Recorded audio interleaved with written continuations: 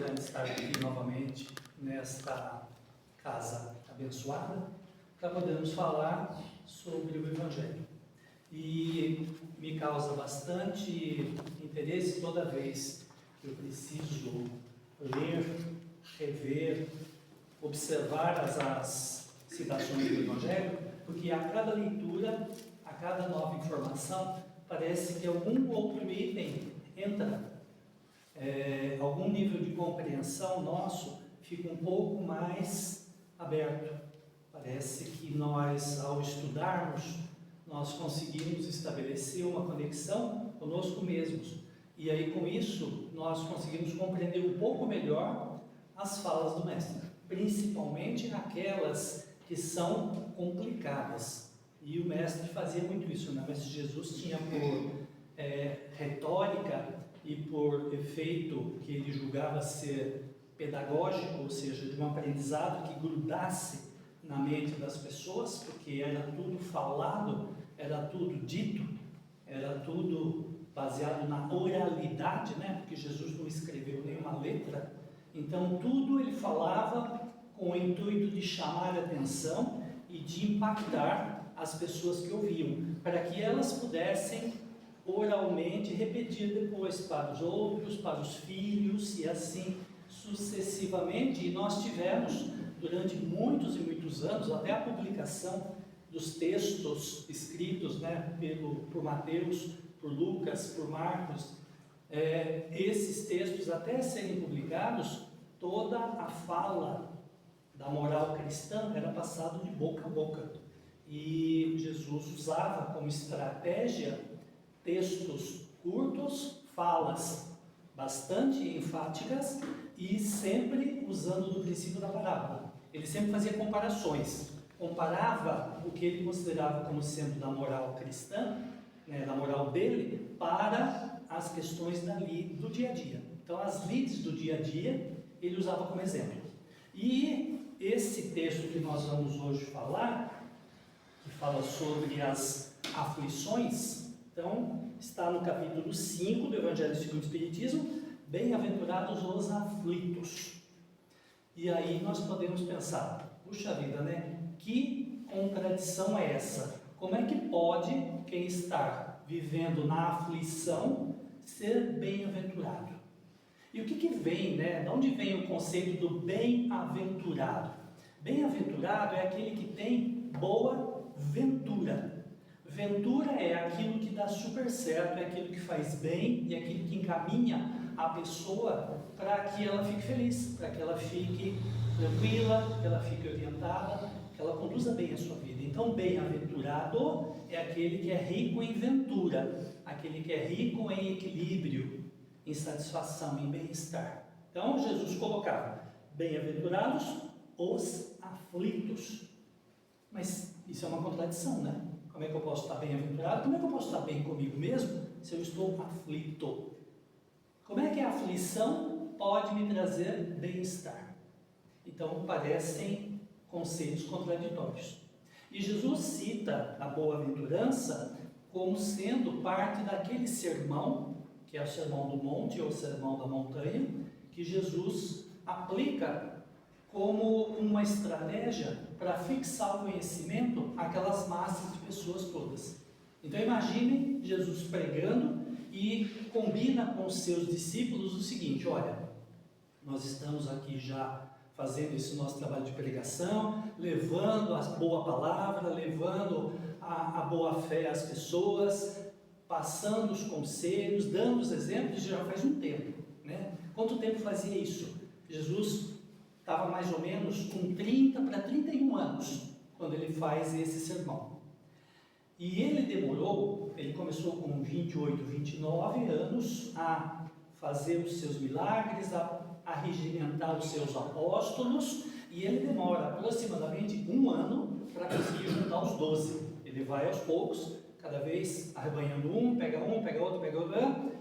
Quando ele conclui os 12 apóstolos, né, que entra o último, aí ele fala para Mateus assim: olha, Mateus, agora está na hora da gente dizer para todo mundo quais são as bases da nossa doutrina, quais são os fundamentos daquilo que eu quero passar para as pessoas, para que elas possam, seguindo esse caminho, chegar ao que ele chamava de reino dos céus. Então Jesus passa então, lá pelo ano, quando ele tinha 30 anos, lá pelo ano 30, ele estabelece que ele fala, bom, então agora está na hora de a gente juntar toda essa massa de pessoas e passar um recado, fazer uma grande assembleia pública, para a gente poder transmitir esse pensamento do que sustenta a nossa base filosófica doutrinária. Então Jesus pensa o seguinte, nada melhor do que uma boa estratégia de comunicação e marketing para atingir uma grande massa. Então Jesus faz o quê? Ele pede para que os discípulos espalhem que vai haver um grande encontro. Esse encontro vai ser num local onde ele possa ver todas as pessoas, por isso que ele escolhe essa colina que fica lá nos arredores da cidade onde ele vivia. Esse monte, que depois é chamado de o Monte das Bem-aventuranças, e não era um monte, não era um morro, era uma colina. Muita gente fala assim, mas era uma montanha, assim como se fosse, por exemplo, o Morro do Saboá, Não, era uma colina, uma elevação do terreno, que Jesus lá colocaram, fizeram a instalação de algumas estruturas de madeira, para ele poder subir e ficar um pouco mais alto, e espalhem que nós vamos marcar no dia tal data, tal horário, uma grande concentração, onde eu quero mandar uma boa mensagem para as pessoas. E os apóstolos começaram a espalhar isso, espalhar, e no dia e hora lá combinado, Jesus vai e começa a falar. Só que essa estrutura tinha mais gente do que eles imaginavam. Nos textos bíblicos não diz claramente para nós quantas pessoas tinham, mas alguns estudiosos dizem que pelo tamanho do terreno devia ter entre 3 e 5 mil pessoas aproximadamente, ou seja, o boca a boca fez com que atraísse gente de todas as redondezas, de todas as outras cidades, para ouvir o quê? O que ele chamava de a boa nova, ou seja, a mensagem que sedimentaria as bases da sua filosofia. E Jesus começa então esse discurso já falando sobre as boas aventuranças e posiciona os seus apóstolos em regiões a cada 100, 200 metros desse, vamos chamar desse palco, para que esse apóstolo, ouvindo o que Jesus falasse, pudesse repetir, e assim repetir para chegar naquela última pessoa lá da ponta, porque não havia sistema de alto-falante, não havia sistema de som, e por mais alto que uma pessoa fale, ele não consegue atingir mais do que 100, 200, 300 pessoas no máximo. Por quê? Porque aquele cordão de gente impede a propagação do som. E Jesus então posicionou os seus discípulos, e os discípulos posicionaram outras pessoas da sua família, para que, falando aqui, telefone sem fio, ia falando ali, ia falando lá, ia falando lá. E por que nós temos o registro disso? Porque Mateus, que era o escrevente, era o escriba, Mateus fica anotando o que Jesus fala. Então, todos os discursos mais impactantes de Jesus, Mateus anotava e depois deixa os seus escritos e eles são reproduzidos. Então, ele começa dizendo assim, Mateus, capítulo 5, versículos 5, 6 e 10. Bem-aventurados os que choram, porque serão consolados. Bem-aventurados os que têm fome e sede de justiça, porque serão fartos. Bem-aventurados os perseguidos por causa da justiça, porque deles é o reino dos céus. Mais adiante, Lucas também, ouvindo das pessoas, porque Lucas não conheceu Jesus, Lucas ele começa a escrever no ano 60 até o ano 68, ou seja, Jesus já tinha partido, Lucas ele vai ouvindo as pessoas e ele anotava o que as pessoas contavam. Então Lucas fala: bem-aventurados os pobres, porque vosso é o reino de Deus. Bem-aventurados os que agora têm fome, porque serão fartos. Bem-aventurados os que agora choram, porque haverão de rir. E Lucas continua: mas ai de vós, os ricos, porque tendes a vossa consolação. Ai de vós, os que agora estão fartos, porque terão fome. Ai de vós agora, os que riem, porque haverão de lastimar e chorar. Então, o que a gente começa a buscar o entendimento, então, de que tipo de mensagem é essa? Ou seja, bem-aventurado é aquele que sofre, Bem-aventurado é aquele que está vivendo uma aflição, que está agoniado, que está desencantado com a vida. Que tipo de mensagem é essa que nos coloca no sentido contrário? E exatamente por colocar no sentido contrário é que essas frases causaram tanto efeito naquela população, triste e sofrida, e subjugada por uma invasão de um exército estranho. Lembremos que naquela região eles estavam invadidos pelo exército romano. Você imagina, nós aqui vivendo no nosso país, tentando professar uma religião, sendo invadidos por um exército de fora, trazendo para nós toda uma cultura e uma repressão de um processo de invasão e de guerra. Imagina a dificuldade que os judeus da época tinham de lidar com isso. E vem uma terceira pessoa agora, Jesus, contradizendo o que os romanos diziam, porque eles tinham muitos deuses, colocando um novo direcionamento no que dizia o Velho Testamento, que é a Torá, dos judeus, e coloca assim: olha, bem-aventurado é quem sofre, é quem está com fome, porque será saciado, é aquele que busca justiça, porque será atendido, é aquele que não sabe o que fazer da vida e vai melhorar. Mas que contradição é essa? Que situação nova é essa? Então leva-nos a gente a pensar o teor de onde que está então a justiça divina quando nós falamos de aflições. E a aflição é uma coisa que todos nós temos. Nós temos às vezes mais ou menos, mas a nossa passagem pela vida, ela é aflitiva. Ela começa lá com o nosso parto, a criança sufocada, sendo colocada para fora do útero materno, ela sai numa situação de desespero. Por quê? Porque ela não consegue mais receber o oxigênio da mãe, que vem da placenta, e ela tem que, por conta própria, buscar a oxigenação. Então é aquela coisa que a criança se vê sufocada e, num ímpeto de me acode, me socorre, baseado então num princípio de aflição, ele passa a respirar. É aquilo que a gente vê ao longo da nossa vida quando as coisas dão errado. Eu gostaria que desse sempre certo, mas você reparou que a vida é muito desobediente? A gente quer que a vida vá para um caminho e a vida vai para outro, e ela sempre nos coloca numa situação aflitiva, numa situação desconfortável, numa situação que nos incomoda, que nos aperta. E aí eu fico pensando, puxa vida, mas então se eu estou sofrendo uma aflição, quer dizer então que eu vou melhorar depois disso? Mas onde que está a justiça disso? Então é a lógica de Jesus colocado ao contrário, ou seja, aquele que hoje sofre, aquele hoje que é aflito, esse conseguirá melhoria.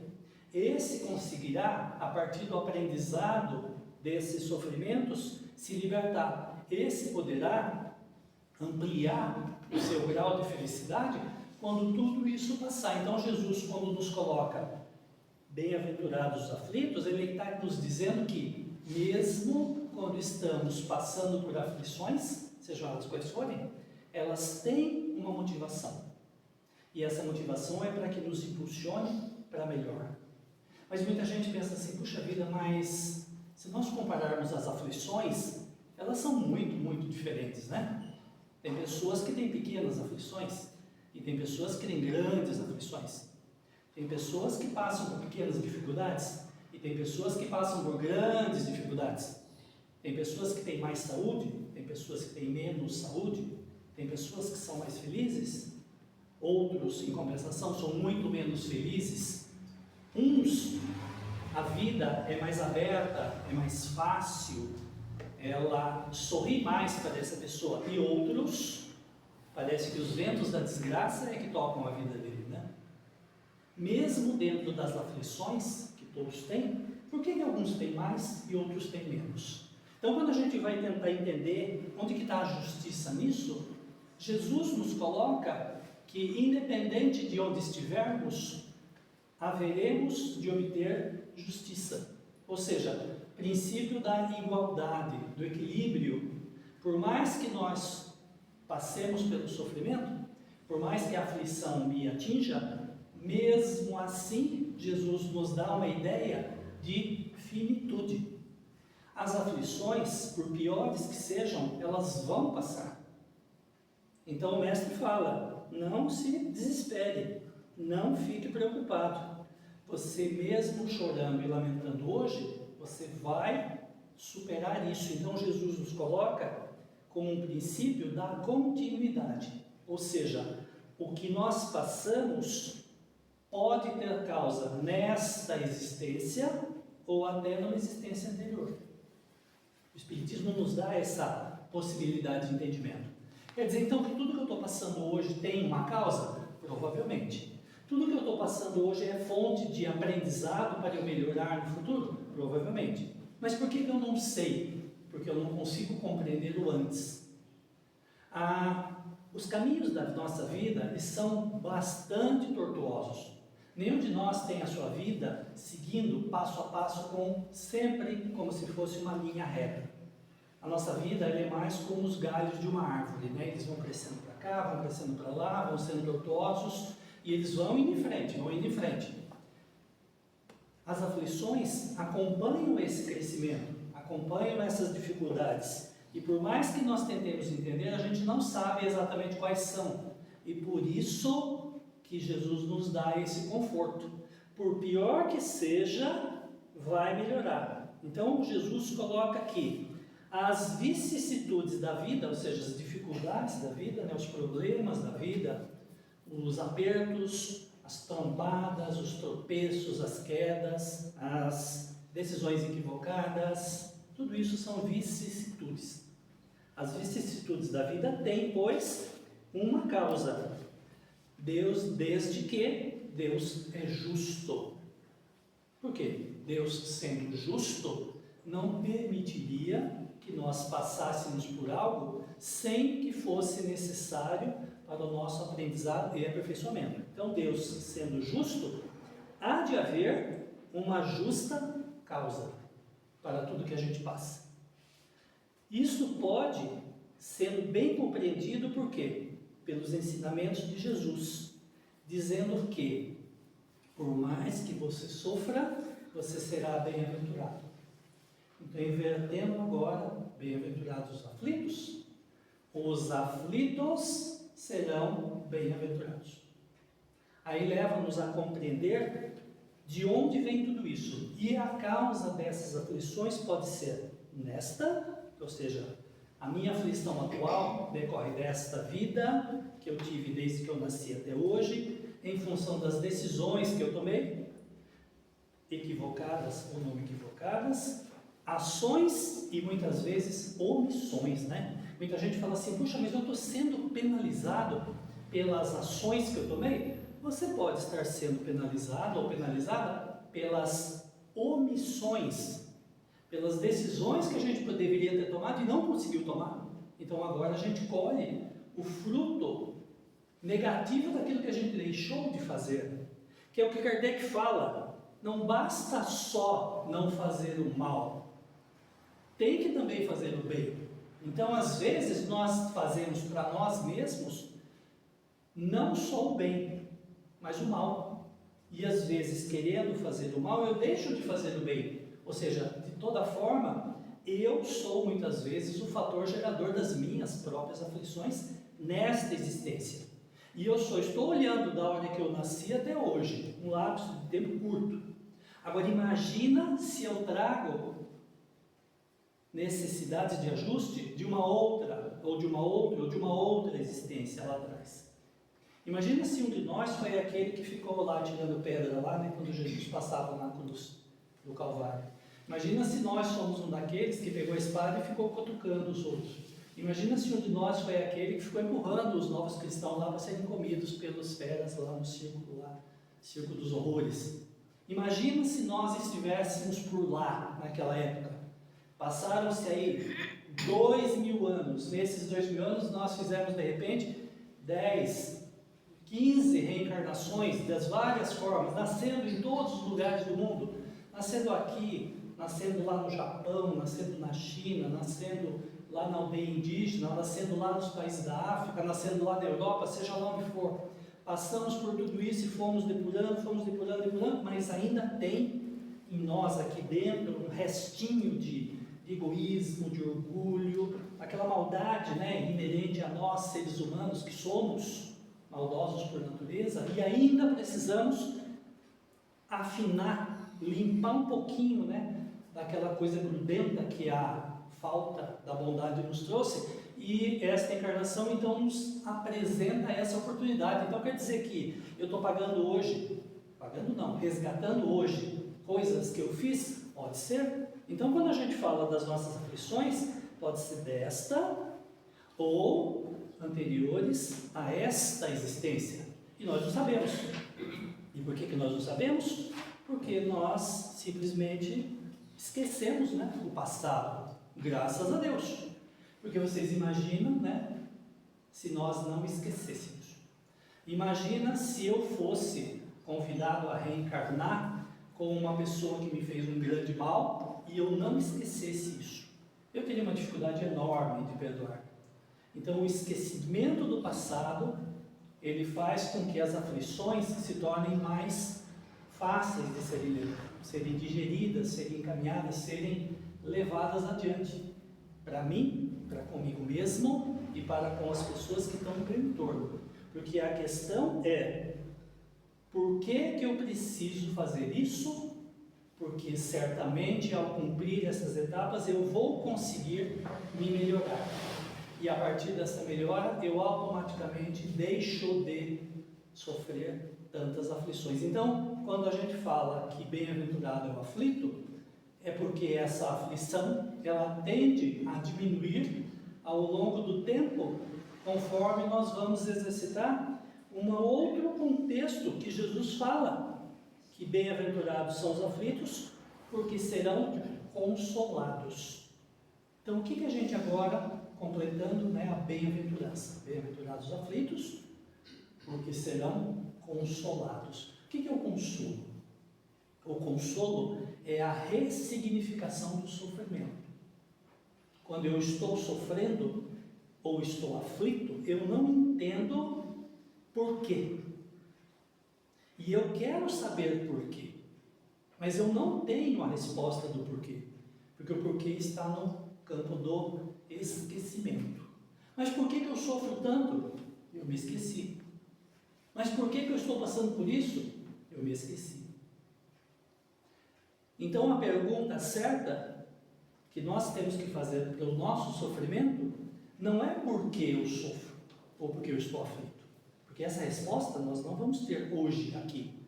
Talvez lá desencarnados, imagina, né? Desencarno, passo pelo processo de reabilitação lá do plano espiritual, ganho consciência, passo uns 10, 20 anos lá, eu começo a lembrar dos porquês. Então eu entendi. Por que eu fiquei com tal doença tal época? Porque eu fiz isso e aquilo. Então eu lembro, porque eu vou começar a acessar os bancos de memória lá do perispírito da outra encarnação. Então eu posso, de repente, chegar lá. Mas hoje eu não consigo saber. Então a pergunta certa não é por que eu estou passando por aflição. É para que essa aflição está me conduzindo. Dentro da aflição, o que eu posso fazer para melhorar a mim e aos outros? Esse é o verdadeiro motivo que Kardec coloca para a gente como sendo oportunidades e motivos para uma resignação. Kardec utiliza a palavra resignação, mas Kardec queria dizer ressignificação. Ou seja, resignar-se é aceitar as coisas como elas são. Eu estou sofrendo, eu me resigno. Resignar-se é, então tá, eu estou sofrendo, eu aceito o sofrimento, eu vou aguentar o sofrimento, vou conviver com ele e vida que segue. Eu aceito a dor, a aflição, a angústia. Mas não é só aceitar. Trazer isso para um contexto hoje mais atual do século nosso, né? Desse nosso século XXI, significa Que significado eu posso dar para aquela aflição, para que aquela aflição possa agora me conduzir para uma situação diferente? Então, quando Kardec fala assim, mas quais os motivos da resignação? Bem-aventurados os aflitos, porque serão consolados. Então, Jesus está apontando para a gente o quê? Está apontando uma solução para o sofrimento, mas não é uma solução atual, é uma solução futura. Então, se eu passo por um sofrimento e consigo entender que isso é para a melhoria de mim mesmo e dos que estão no meu entorno, então isso ganha um novo significado. Nós já sabemos que o sofrimento não é em vão, sofrimento não é à toa, o sofrimento ele é fundamentado numa necessidade de aprendizado. Por isso que muitos, os espíritos mais elevados, eu particularmente não consigo falar isso, mas tem pessoas que eu já ouvi falar assim, graças a Deus que eu estou sofrendo isso e aquilo. Eu, Américo, não consigo ainda agradecer a Deus pelo sofrimento que eu tenho algumas vezes. Isso me incomoda profundamente. Eu não sou uma pessoa revoltada, mas eu fico muito, muito mal-humorado quando está acontecendo uma coisa que está errada na minha vida e eu não consigo resolver. Isso ainda me incomoda profundamente. Mas aqueles que são mais evoluídos, esses conseguem falar assim, graças a Deus pelo sofrimento que eu tenho, graças a Deus pela dor, graças a Deus pela oportunidade que eu estou tendo ali, graças a Deus pela discórdia que está sendo agora corrigida. E eu não consigo, estou pensando ainda como é que eu vou fazer isso mais para frente, mas Jesus mostra para a gente isso exatamente, ou seja, aqueles que sofrem e ressignificam o sofrimento, isso leva-os a bendizer o sofrimento. Eu, Américo, não consigo falar, sofrimento, muito obrigado, graças a Deus, difícil. O máximo que eu chego, por exemplo, assim, eu dou uma canelada, alguma coisa, obrigado pela dor, mas eu sei que essa dor vai passar rápido. Eu não tive uma doença incurável, que fala assim, olha, agora lida com esse sofrimento de uma doença que você não tem cura, não. Eu não consigo ainda ter esse chip, capaz de falar, obrigado pela doença incurável, então eu vou morrer daqui a tanto. Eu não estou nesse patamar ainda. Mas Jesus coloca para a gente assim, bendizer o sofrimento, ou seja, não falar mal de quando sofre. Isso é o prelúdio, ou seja, o começo da cura. Então a gente vê como nós estamos, como eu estou, não vou falar de vocês porque vocês são mais elevados do que eu. Eu não consigo ainda falar assim, para eu me curar, pode sofrer, sofre que eu gosto. Não, eu não consigo. Eu ainda não tenho essa capacidade. Por isso que Jesus coloca, o sofrimento é o prelúdio, ou seja, aquilo que antecipa a cura. E Jesus está certo nesse raciocínio. Nós é que não conseguimos ainda fazer isso. E para nós finalizarmos a nossa conversa, eu vou ler um trechinho aqui que o Kardec coloca, como sendo anotações que vieram dos Espíritos, Deveis considerar por felizes os que sofrem, visto que as vossas dores neste mundo são as dívidas de falhas passadas, nesta ou na outra existência passada. E essas dores, suportadas com paciência, poupam séculos de sofrimento numa vida futura. Eu acredito muito no que o Kardec está dizendo e no que os Espíritos dizem. Eu acho que isso é verdade mesmo. Devem, portanto, estar felizes por Deus ter reduzido essa vossa dívida, permitindo quitá-la no presente, o que assegura a tranquilidade para o seu futuro. Nesse ponto, eu ainda estou buscando esse entendimento. Eu ainda peço sempre a Deus que, se eu tiver alguma dívida lá de uma existência, ou alguma burrada muito grande que eu fiz nesta, que não cobre tudo de uma vez. Vamos pensar no financiamento aí via Caixa Econômica. A dívida é grande, então vamos parcelar. Não quero pagar tudo de uma vez. Está aqui, a sua dívida é 100 mil. Não, 200 parcelas de 500. E eu topo pagar. Então uma dorzinha aqui, um incômodo ali, um desconforto acolá, eu vivo bem com isso. Agora, está aqui, a dor toda de uma vez, a paulada toda de uma vez, eu não consigo. E Jesus passou exatamente por isso, né? Jesus, sem ter dívida, né? Sexta-feira passada nós comemoramos, né? Sexta-feira santa. Jesus, sem ser, né, um cara endividado, tomou aquela pancada da crucificação numa paulada só, ou seja, numa tarde, num dia ele, pá, apanhou pra caramba, castigaram muito ele, fizeram carregar a cruz, botaram na cruz, pregaram e deixaram pendurado até o desencarne. Jesus deu esse exemplo para nós. A vida pode fazer isso conosco. Você quitar tudo numa pancada só, mas eu peço sempre a Deus que, se preciso for, me dá aí um crediário, né, um crédito, para ir amortizando essa dívida aos poucos. Porque eu imagino o sofrimento que é para você liquidar todo um débito passado. Mas eu acredito que Deus, por sendo justo, por sendo poderosamente bom, Ele não dá para cada um de nós mais daquilo do que nós podemos suportar. Então, quando vem aquela dorzinha, aceita com resignação, porque isso vai ressignificar que, mesmo nessa aflição, nós teremos uma boa aventurança depois. Então, quando estivermos incomodados com o sofrimento, vamos agradecer. Obrigado, Senhor, por nos dar esta pequena oportunidade para que eu possa, sim, melhorar a minha vida para o futuro. E que com isso eu consiga me transformar em uma pessoa melhor. Eu acho que este é o ensinamento maior que Jesus nos coloca, né, de bem-aventurados os aflitos, porque no sofrimento nós seremos consolados. E é isso que eu gosto da mensagem do Mestre. Tá certo, gente? É isso que nós tínhamos para falar. Agradeço muito pela atenção e vamos convidar agora a equipe para que nós possamos iniciar os